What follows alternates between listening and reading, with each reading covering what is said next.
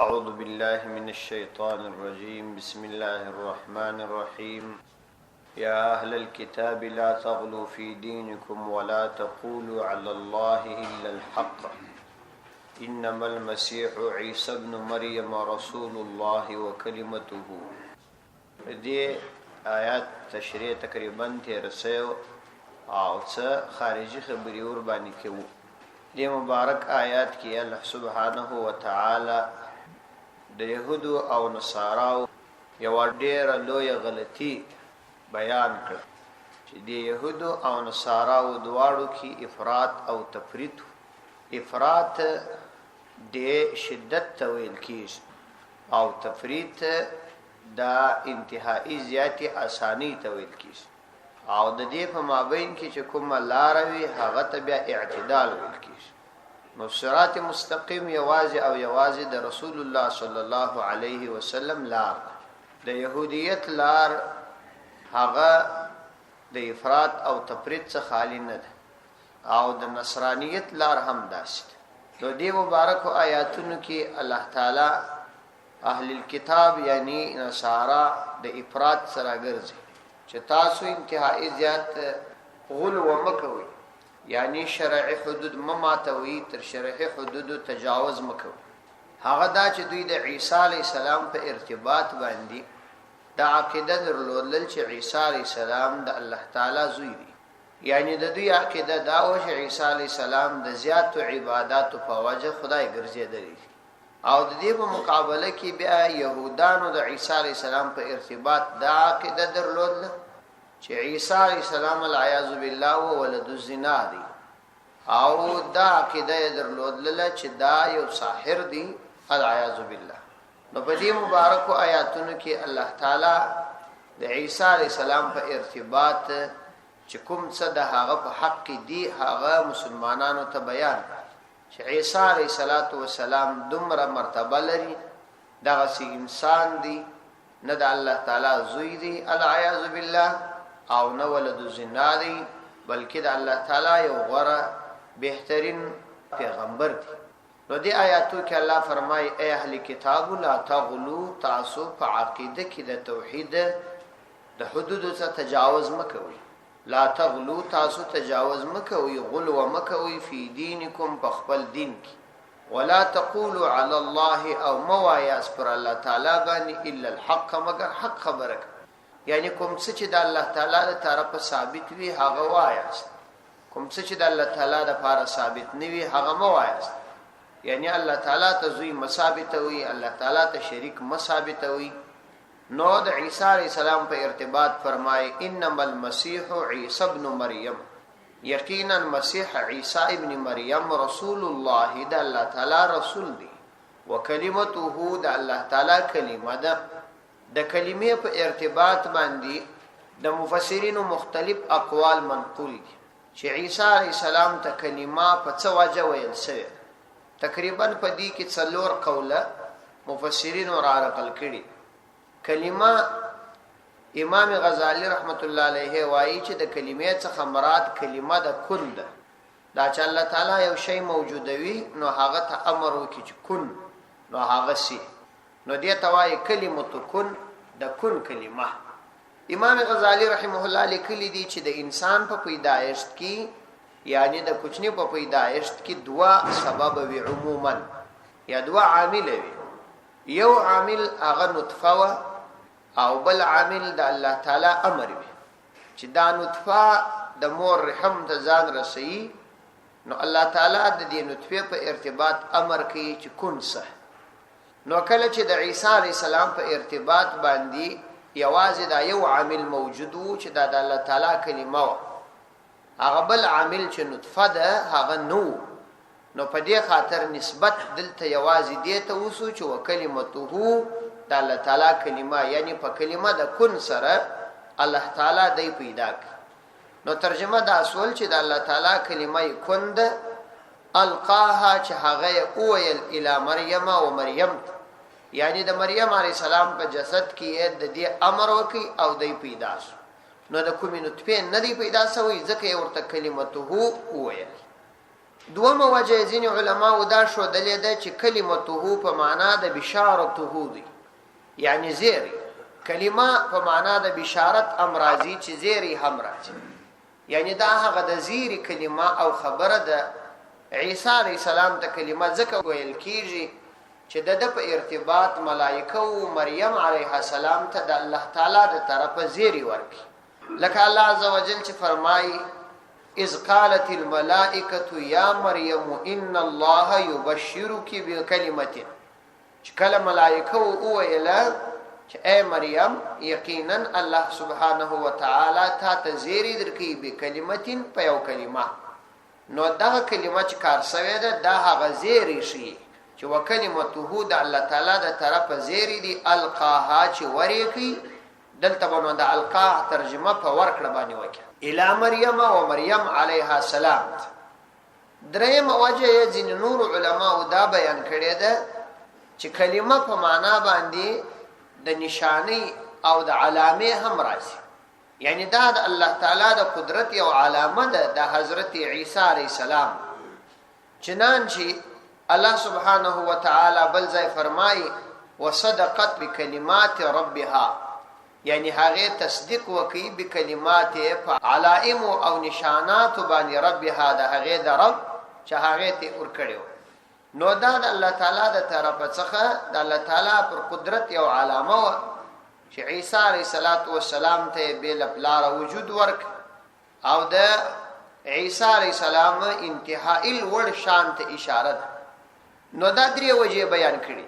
نو کلمته کې دا درې خبرې را ورست الله تعالی فرمایي چې د عیسی علیه السلام د الله تعالی رسول دی او د الله تعالی کلمه ده او د الله تعالی د طرف روح دی وروح منه او د الله تعالی د طرف روح دی.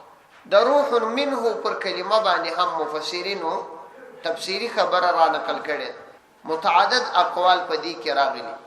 په عربي کې قانون دی چې کله د یو شی زیاتی مبالغه او زیات صفائی ته پاکوالی ته اشاره وي نو عرب کلمه استعمالي چې هاذا روح دا ګرځي روح دی.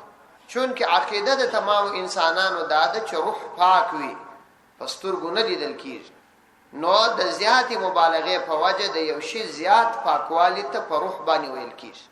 نو دلته د روح معنا د پاک، یعنی وروح منه د الله تعالی د طرفه پاک، یعنی د هر قسم علایشات او کمزوري څخه چې هغه په عامه انسانانو کې ستا د اخلاق په اعتبار باندې یا د بدن په اعتبار یا د قوم او نسب په اعتبار د حضرت عیسی علیه السلام دغه ټولو کمزوري څخه پاک دي. نو روح په معنا باندې د پاک دي. روح منه د الله تعالی د طرفه پاک دي. دغه نسبت چې الله تعالی تسوي دي چې روح منه د الله تعالی د طرفه پاک دي، معنا یې د عزت او شرافت لپاره. لکه سړی چې د خپل ځان نسبت الله تعالی ته وکي وای عبد الله د الله تعالی بنده، ځان الله تعالی بنده وګڼي.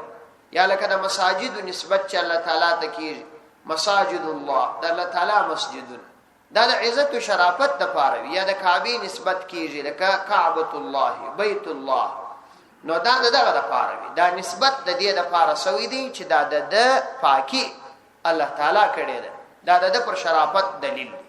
دومره معنا یې د روح هغه خپل اصلي معنا ده چې روح دا د الله تعالی د طرفه یو امر دی او ماده حیات ده چې د انسان په ظاهري جسم کې دا روح پکړه شي نو حیات ورکي. نو عیسی علیه السلام ته روح ځکه ویل سو چې د حضرت عیسی علیه السلام د بعثت د پیغمبر کېدلو د اسباب او مقاصد څخه یو مقصد داو چې د معجزه و چې مړي بعد د په پوسره ژوند کېدل او یا به د خټو څخه یو شی جوړ کړي هغه کې بده پکړله هغه به جوړ او برابر سم مرغسو واولوتی. نو روح منه یعنی د الله تعالی د طرفه د دې استعداد ورکړل سوی و چې د په دغه مړو کې په د مړو زړونو کې روح پیدا کاو. نو په دې خاطر ورته روح منه ویل کیږي. دا یې دوه مواجده لکه الله تعالی چې فرمایي په قران کریم کې بل ځای وکذالک اوحینا الیک روحا من امرنا، همدارنګه موږ ته وحي وکړي روحن د یو روح من امرنا زموږ د امر چې قران کریم شي. نو چون کې قران کریم هم د انسانانو د زړونو د پاره حیات دی او معنوي ژوند د قران په وجه باندې راځي، نو په دې خاطر قران ته روح ویل، عیسی علیه السلام ته هم په دې خاطر باندې روح ویل. درېمه وجه دا د روح په معنا د راز هم راځي، د راز یعنی د پټو اسرار. نو الله تعالی فرمایي چې روح منه دا د الله تعالی د طرفه یو راز دی، یعنی دی کې د الله تعالی خپل یو حکمت دی چې د بیا پلار پیدا کړ. دا یو د راز خبره ده د الله تعالی د طرفه، چاته د دې په تحقیق کې اجازت نشته. لکه بل ځای چې هم ويسالونك عن الروح راغلی چې پیغمبر استاد څخه د يهودان پوښتنه کوي چې دا روح څه شي، نو تو ورته وایي چې قل الروح من امر الله، تو ورته وایي روح د الله تعالی یو امر دی، یو حکم دی، یعنی نور تاسو په حقیقت باندې نه پوهیږئ، بس دا د الله تعالی یو حکم او یو امر دی. بل معنا یې دا او چون کې د عیسی علیه السلام پیدائش هم یو عجیب و غریب و په یو داسې ترتیب باندې الله تعالی پیدا کړي چې تر اوسه پورې په انسانانو کې په دغه ترتیب یو څوک نو پیدا شو. نو دا ټوله د غرابت او عجیب والی د پیدائش او د په کوچنیوالي کې خبري او بیا د مور د بیت المقدس لپاره د خدمت لپاره نظر کېدل، دا ټول عجایبات و. نو په دې خاطر باندې دا یو قسم راز و چې الله تعالی د دوی سره درلود. دا خو یې درېمه معنا شو. څلورمه معنا یې دا را نقل کړې ده چې دا په حذف د مضاف باندې راغلی، یعنی اصل عبارت دا سې دی چې الی مریم و روح منه، یعنی ذو روح منه. دا حضرت عیسی علیه السلام د الله تعالی د طرفه یو ذی روح دی، یعنی دا داسې یو جماد نه دی بلکې روح لري، الله تعالی روح ورکړی دی. ذو روح دا مضاف به محذوف، ادمینه کلمه بنو ذکر راغلی چې ذی روح خو ټول حیوانات دي، هر هغه شی چې پاغه کې حیات پروت وي هغه ته حیوان ویل کیږي. دا یو خبره جستاسو یاد، په عربي کې د حیوان کلمه دغه چارپای ته نه استعمالیږي. دا موږ چې د حیوان کلمه چارپای ته استعمالو د زموږ استاد پښتو ده. په عربي کې د حیوان کلمه مطلق د هغه چا د پاره کاریږي چې په هغه کې روح وي، په هغه کې حیات وي، ژوند وي، هغه ته د حیوان کلمه کاریږي. هغه کې انسان وي که چارپای، ځکه نو دا کلمه زیات استعمالیږي چې حیوان ناطق، انسان حیوان ناطق. یا الله تعالی فرمایي چې د آخرت ژوند لهي الحيوان، د آخرت ژوند دا ژوند دی، حیات دی. په عربي کې د چارپای د پاره د بهیمه کلمه کاریږي. بهائم جمع ده، بهیمه مفرد ده.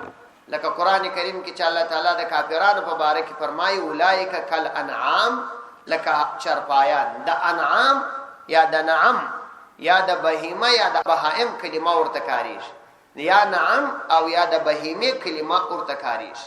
د حیوان کلمه په عربي کې د چارپای د پاره نه کاریږي. نو کله چې ټول شان ذی روح دی، الله تعالی هر شي ته حیات ورکړي دي، که حیوان دی که هغه انسان چارپای دواړو ته شامل وي او که هغه بهیمه بهائم دی، په دې ټول کې روح ستا. نو بیا د عیسی علیه السلام امتیاز په څه کې دی؟ نو الله تعالی د منه د کلمې امتیاز وکړي چې دا ذی روح دی، چې دا روح خاص د الله تعالی په یو خاص امر حضرت مریم علیه السلام ته امر شوی دی او پکړه شوی دی. پنځمه وجه دا ده چې روح په معنا باندې د کل دی، چې الله تعالی جبرائیل علیه السلام ته وویل چې د حضرت مریم علیه السلام گریوان کې پوکي او د هغه په وجه باندې هغه حامله وګرځید. چنانچه الله تعالی فرمایي په قران کریم کې بل ځای فنفخنا فيها من روحنا، موږ پوکي فيها د هغه په گریبان کې من روحنا خپل پو، یعنی د جبرائیل علیه السلام په واسطه. نور هم متعدد احتمالات بیان کړي، خو دغه ټول احتمالات د بیانولو اصلي غرض دا دی چې عیسی علیه السلام د الله تعالی جز نه دی. دا څنګه د لکه عیسویان چې دا عقیده لري چې دا په حقیقت کې الله تعالی دی او یا د الله تعالی یو جز دی د انساني شکل په صورت کې د عیسی علیه السلام په شکل دنیا ته راغلی. نو دا غلط عقیده ده، دا د عیسویت عقیده ده او دا د کفر عقیده. نو الله تعالی د دې سمنع وکړل چې د عیسی علی السلام حقیقت دا دی چې د الله تعالی رسول دی، د الله تعالی کلمه ده، د الله تعالی د طرفه روح دی. فآمنوا بالله ورسوله، نو تاسو د الله تعالی پر ذات او د الله تعالی پر رسولانو باندې څنګه چې د الله تعالی د رسولانو تعلیمات دي په هغه مطابق ایمان راو. ولا تقولوا ثلاثه، او تاسو د ثلاثه کلمه مکاروي، یعنی تاسو خدایان درې مبولي. ولا تقولوا ثلاثه، تاسو خدایان درې مبولي. پدې کې د عیسویانو و یو ډیری خطرناک عقیده ته اشاره ده او د هغه رد دي. عیسویان دا عقیده لري چې عیسی علی السلام د الله تعالی جز دی، د الله تعالی د وجود یو حصہ ده، العیاذ بالله. او دلیل نسی په دغه آیات باندې هم د قران کریم څخه وروح منه، او دا رقم دی په خپل کتابو کې مزین نور دلائل نقل کړي. علامه لوسی رحمه الله په روح المعانی کې یو واقعه را نقل کړي چې د هارون الرشید پاچا رحمه الله دا یو ډیر مبارک سړی تیر شوی. نو د په دربار کې وایو نصرانی طبيب وو، یو عیسائی طبيب وو، ډاکټر وای دی د حضرت علی ابن حسین واقدی رحمه الله سره مناظره شو. په خوا کې د يهودان براتل مناظره بدل پاچاهانو په دربارو کې کېدلې. دا پاچاهان به د مسلمانانو مدافعین و د دین دفاع به کوي. بس خو د کافرانو ملګری یا عیني کافران ګرځیدلی او یا ملګری، څنګه چې د مسلمانانو قتل بس د کافرانو د پاره وکي چې هغه جن خوشاله شي. نو دا دربار کې مناظره شروع شول. د نصرانی طبيب ورتویل چې عیسی علی السلام د الله تعالی جز دی، العیاذ بالله. او دلیل یې تاسو ته ستاسو په کتاب قران درته وایم چې ستاسو په کتاب قران کې ما داسې یو تورې لیدلې دي چې داغه څخه دا خبره ښکار ثابت دي چې الله فرمایي وروح منه، وروح او روح دی منه د الله تعالی. نو ښکارا خبره ده چې دا د الله تعالی جز دی. امام علی ابن حسین الواقدی رحمه الله ورته چې کته د منه ترجمه دلته دا اخی چې دا د الله تعالی جز دی. نو بیا زتا ته د قران کریم دا بل آیات وایم. الله تعالی فرمایي وسخر لكم ما فی السماوات و ما فی الارض، چې الله تعالی تاسو ته مسخر کړی دی هغه ټول څه په اسمانو کې دي، و ما فی الارض او هغه څه په مځکو کې دي، جميعا ټول منه د الله تعالی د طرفه. نو منه خدا دې دلته کار شوی دی. بیا نو دا معنا چې اسمانونه او مځکې دا ټول د الله تعالی جز دي. هغه په دې باندې خاموش او د په دې جواب باندې ایمان راوړ. هغه نصرانیت یې پریښ. یعنی دا غلطه ترجمه ده چې ته کوي. کدا ترجمه کوي نو اسمانونو هم د الله تعالی جز وګڼه، کائنات هم ټول د الله تعالی جز وګڼه. بارخو به الله تعالی په دې کائناتو کې وي، د کائناتو ختمېدل به د الله تعالی ختمېدل وی، العیاذ بالله. نو دا خو غلط عقیده. نو هغه په دې باندې خاموش شو او اسلام یې راوړ. نو نصارا يهودان اصل کې د نبی عليه الصلاه والسلام د نبوت په زمانه کې د قران د نزول په زمانه کې پر درو لوی فرقو باندې تقسیم. په دوی کې یو فرقه و د نستوریه په نامه باندې، بل فرقه په دوی کې و د یعقوبیه په نامه باندې، او بل فرقه په دوی کې و د ملکانیه یا د ملکائیه په نامه. د هرې فرقې وډلې ځان ته جلا عقیده درلود. یو ډله په دوی کې یعقوبیه و.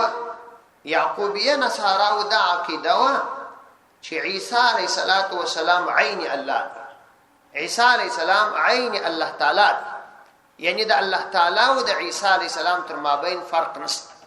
دلیل یې دا وایه لکه څنګه چې اور او وسپنه سره جلا دي او بوټي او اور سره جلا دي، لیکن کله چې ته بوټي اور ته ورواچې نو د اور د زیات حرارت په وجه بوټي هم اور وګرځي، او دا غننګ ته وسپنه اور ته ورواچې نو د اور د زیات حرارت په وجه هغه وسپنه هم اور وګرځي او خلک اور بولي. نو عیسی علی السلام د ډیر عبادت په وجه باندې عین الله ګرځیدلی. نو دا د دې عقیده او د دې عقیده دام و چې عیسی علی السلام راځړول شوی. نو بیا د دې څخه سوال وسدادي چې کچیر عیسی علی السلام ځړول شوی وي نو الله تعالی څه او که الله تعالی ځړول شوی وي العیاذ بالله نو عیسی علی السلام څه او کدواړه یوي نو الله تعالی موجود نه لري. ځکه د دوی د عقیده پر باطل دلیل بناوه در اوسه پورې دوی تر قیامت پورې دوی دا خبره ثابتولای نشي. دا د یعقوبیه فرقې عقیده وه. بل ډله په دوی کې نستوریه وه. د دې ډلې عقیده به دا وه چې عیسی علیه السلام د الله تعالی زوی دی. د الله تعالی خو نه دی بلکې د الله تعالی زوی دی. قران کریم کې الله تعالی د دوی دا قول را نقل کړی دی، رد کړی دی. وقالت النصارى المسيح ابن الله. نصارا او بدا ویل چې مسیح د الله تعالی زوی دی. د دروس ورډلو عقاید قران رد کړي. هغه رد شوی دی چې دوی به وایي چې مسیح ابن مریم، چې مسیح ابن مریم ان الله هو المسيح ابن مریم، یا الله تعالی یوازې مسیح ابن مریم دی. دا خدای غوډ ډلې عقیده او قران رد کړ. د دې دوه ډلې عقیده چې د الله تعالی زوی بل دی دا الله تعالی رد کړله چې دا سینه ده بلکې دا د الله تعالی رسول، د الله تعالی کلمه او د الله تعالی د طرفه څخه یو پاک او منزه پیغمبر. درېمه ډله په دوی کې ملکانیه و. ځینو تفاسیر کې ملکائیه مرا نقل کړي. دا ملکانیه یا ملکائیه ډله د دې به دا عقیده و چې الله تعالی د دروش انو مجموعه ده. د دروش انو څخه چې یو ترکیب جوړ کې یو مرکب، دغه مرکب شکل الله تعالی. نو عقیده دا و چې دغه دریش ان عیسی علیه السلام، مریم او الله تعالی دی. د دې درو مجموعه الله تعالی دی. په دوی کې بیا خپل په دا درې منډل کې بیا دوی ډلې نوري جوړې وي. یوې ډلې دا ویل چې الله تعالی او عیسی علیه السلام او مریم درې خدایان یو خدای دی، او ځینو بیا ویل چې یا الله تعالی او عیسی علیه السلام او جبرائیل دا مجموعه د درو خدایان. یعنی ګویا کې د دوی په عقیده خدای پر درو جزو تقسیم وو. یو جزء عیسی علیه السلام او یو خپل خدای عزوجل او بل مریم او یا جبرائیل علیه السلام. نو دوی بدا ویل چې التوحید فی التثلیث والتثلیث فی التوحید، درې په یو کې دي او یو په درو کې دي. نو تر پای دوی د دې خبرې تشریح و نه کړل چې درې په یو کې څنګه دي او یو په درو کې څنګه دي. تر پای د دې تشریح و نه کړ. ځکه چې کچیر عیسی علیه السلام د الله تعالی جزء وي او الله تعالی او عیسی علیه السلام مریم د دې درو سره مجموعه الہ وي، نو بیا موږ سوال کوو چې د عیسی علیه السلام په بشریت قائل یاس کنه یاس. کچیر تاسو په دې قائل یاس نو عیسی علیه السلام به او پات سوی وي یا به او پات کیږي، نو خدای الله تعالی یو جز کم سو. او یا به تاسو د دې قائل نه یاس نو الله تعالی بیا څنګه تاسو العیاذ بالله زړاوه ځکه تاسو دا عقیده له دا د عیسویت عقاید دي. الله تعالی په دې کلام کې په دې مبارک آیاتونو کې مؤمنان د دې نه منع ولا تقولوا ثلاثه، تاسو د تثلیث عقیده ملري د الله تعالی په ارتباط، بلکې انتهو تاسو د دې غلط عقاید څخه را منع سي. یعنی انتهو عن التثلیث واقصدوا، تاسو د تثلیث څخه منع سي. واقصدوا دا به مقدر عبارت سره شودل کیږي او انصاف وکي. خيرا لكم، استعصد پاره دغه انصاف دا خیر. بیا الله تعالی ښکارا وایي انما الله ندي الله عز وجل الا اله واحد، مگر واحد الله، یوازې الله تعالی واحد. دا انما کلمات حصر دي، ترجمه یې داسې کیږي چې ما الله الا واله واحد، ندي الله تعالی مگر واحد یو ذات دی، نه په ذات کې نه په صفات کې شریک لري. سبحانه، الله عز وجل را پاکی ده ان یکون له ولد، چې هغه لره دی اولاد وي. دا اولاد څنګه پاک دی؟